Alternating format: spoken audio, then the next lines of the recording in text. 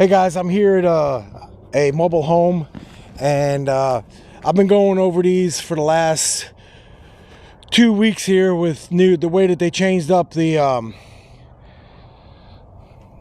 code here in Jacksonville, where you cannot use a straight cool for these homes, or even the 14.3 SEER systems that they come out with, the SEER 2 systems.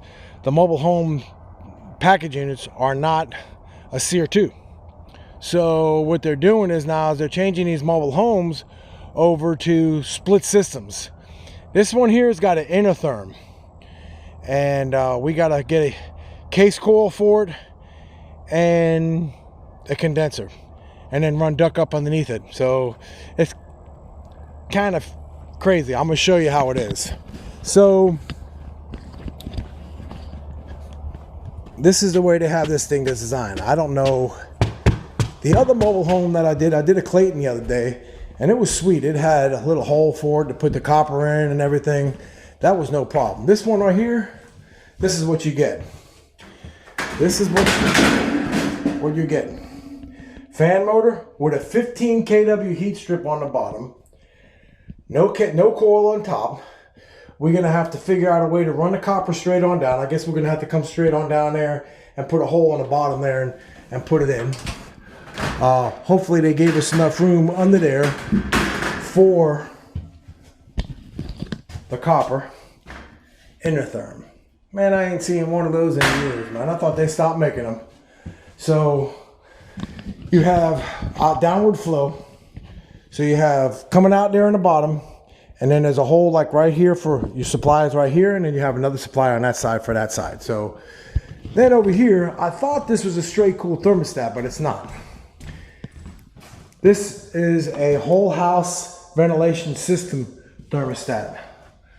So you turn that on, you can get airflow through the whole house without using your AC, just to turn on the air.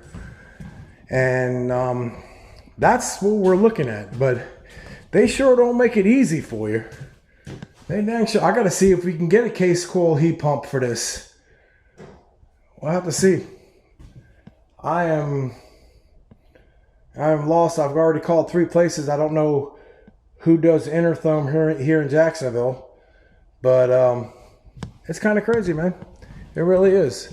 They changed from package units to split systems, and now we got to deal with running copper through the bottom floors and drilling holes and making sure that you don't hit no beams on the bottom. And there's no game plan to it at all. None at all. They just sick you out there, and that's what you got.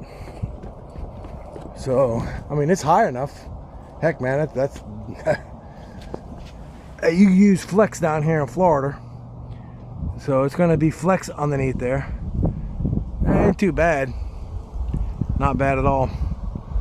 I mean, obviously there's worse. So we'll see what happens.